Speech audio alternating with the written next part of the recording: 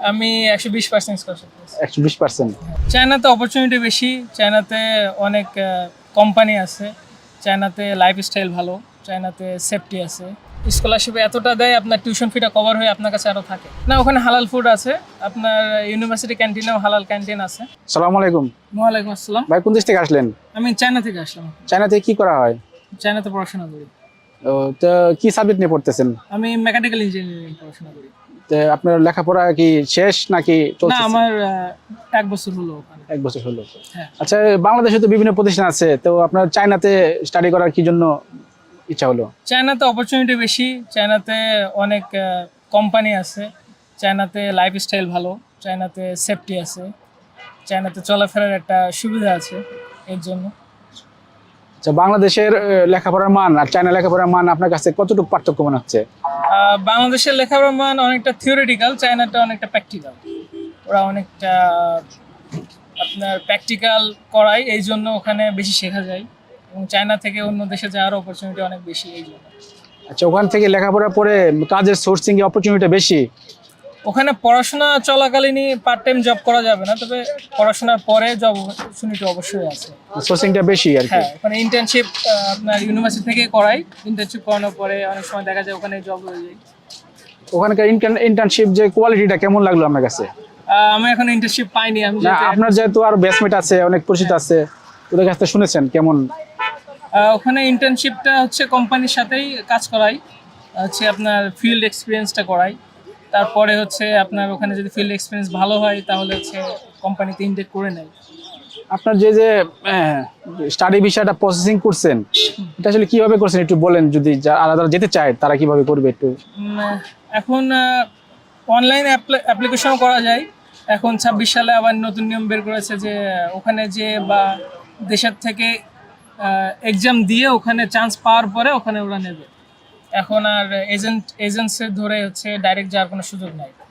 এটা তো অনেক ভালো হয়েছে, আপনার কি মনে হয়? হ্যাঁ, অনেক ভালো হয়েছে।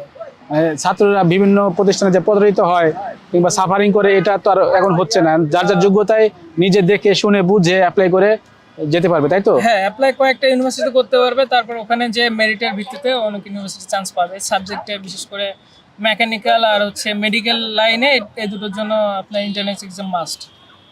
আচ্ছা, ওখানে মেরিটের ভিত্তিতে কি স্কলারশিপের ব্যবস্থা আছে? হ্যাঁ, অবশ্যই আছে। মেরিটের ভিত্তিতে স্কলারশিপ আছে। অনেক সময় দেখা যায় যে স্কলারশিপে এতটা দেয় আপনার টিউশন ফিটা কভার হয়ে আপনার কাছে আরও থাকে। আপনি কি স্কলারশিপ পেয়েছেন? হ্যাঁ, আমি পেয়েছি। কত পার্সেন্ট স্কলারশিপ পেয়েছেন? আমি 120% স্কলারশিপ পেয়েছি। 120%? আচ্ছা, এই জিনিসটা কি একটু বুঝায় বলবেন কি? মানে 120% বলতে আমার যে টিউশন ফি, ওটার থেকে 20% এক্সট্রা আমি পেয়েছি। 20% এক্সট্রা পেয়েছেন? মানে 100% বলতে তো সম্পূর্ণ ফ্রি? সম্পূর্ণ ফ্রি, তার সাথে আরো 20% ইনসেনটিভ দেয় আপনাকে, মানে একটা খরচ, বাংলাদেশে যেটাকে বলে বৃত্তি। না, বৃত্তি না, ওটা হচ্ছে বছর শেষে একবারই দেবে। একবারই দিবে আর কি। হ্যাঁ, বুঝতে পারছি। তো 1 বছর হচ্ছে আপনি গেছেন। বাংলাদেশে কোথায় লেখাপড়া করছেন? আমি বাংলাদেশের যশোর শাইন কলেজে করছি। শাইন কলেজ থেকে? Shine college. মানে ইন্টারমিডিয়েট কমপ্লিট করে চায়নাতে? তো চায়নাতে যেভাবে সোর্সিংটা, এটা কিভাবে পেলেন প্রথম? এখন তো চায়নাতে অনেকেই বাংলাদেশে পড়ে, যে কোনো পরিচিতি কেউ না কেউ চায়নাতে পড়াশোনা করে, তো সেখান থেকে সোর্সিংটা অনেক ইজি হয়ে গেছে। মানে আপনি কি বন্ধু বান্ধব কিংবা পরিবারের সূত্রে? আমি আছে, আমার এক বড় ভাই আছে, তার মাধ্যমে। ওনার মাধ্যমেই সোর্সিংটা হয়েছে? চায়নাতে পড়াশোনা করে। আচ্ছা, চায়নাতে একজন মানুষের সাধারণ জীবনযাপন, খাওয়া খরচ কেমন, কতটুকু? চায়নাতে বাংলাদেশ টাকা 10,000-এ সম্ভব অনেক কিছু। মানে সাধারণভাবে থাকা খাওয়া একটা মানুষের সম্ভব? সাধারণভাবে থাকা খাওয়া সম্ভব। আর জীবনযাপনের মান তো এটা আসলে বলতে হয় না, অনেক অনেক ভালো, অনেক উন্নত। অন্তত সিকিউরিটিটা আছে ওখানে। আসলে আপনার যারা বাংলাদেশি মুসলিম, এদের খাওয়ার জন্য কি কোনো সমস্যায় পড়তে হয় কি? না, ওখানে হালাল ফুড আছে। আপনার ইউনিভার্সিটি ক্যান্টিনেও হালাল ক্যান্টিন আছে, তো সমস্যা হয় না। সব ধরনের ব্যবস্থাই ওনারা রাখছে? সব ধরনের ব্যবস্থা আছে। চায়নাতে আপনার মুসলিমও আছে, ওখানে মসজিদও আছে, হালাল ফুড ক্যান্টিন আছে, হালাল দোকান আছে, যেখানে যে হালাল গরুর মাংস, হালাল ছাগলের মাংস এগুলো পাওয়া যায়। আর যারা চায়নাতে যেতে যায় তাদের জন্য কিছু বলেন আসলে অপরচুনিটি সম্বন্ধে? তারা চায়নায় যাইতে চাইলে তাদেরকে যেতে হবে।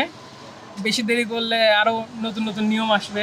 যেমন 26 সালে প্রথমেই ইন্টার্ন এক্সাম শুরু করেছে। এটা 25-এ ছিল না, 26 থেকে শুরু। 26 থেকে মাস্ট দিতেই হবে। হয়তো পরবর্তীতে আরও অন্যান্য নিয়ম আসতে পারে। তো যারা যেতে যাচ্ছে তারা তাড়াতাড়ি যেন পেপার রেডি করে সাবমিট করে। আপনার প্রথমে প্রসেসিং এর খরচ কেমন হয়েছিল? কোচিংয়ের খরচ সব মিলায়ে যাওয়া দিয়ে 1 লাখ 1.5 লাখ। এই খরচটাকে আপনার কাছে কি মনে হয় যে ওখানে যে শিক্ষার মান সেই তুলনায় কি অনেক কম? হ্যাঁ, কম। সেই তুলনায় কম। এই কারণ অপরচুনিটি অনেক বেশি। আচ্ছা, ঠিক আছে ভাই, ধন্যবাদ সময় দেওয়ার জন্য। হ্যাঁ, আশা করি ভালো থাকবে।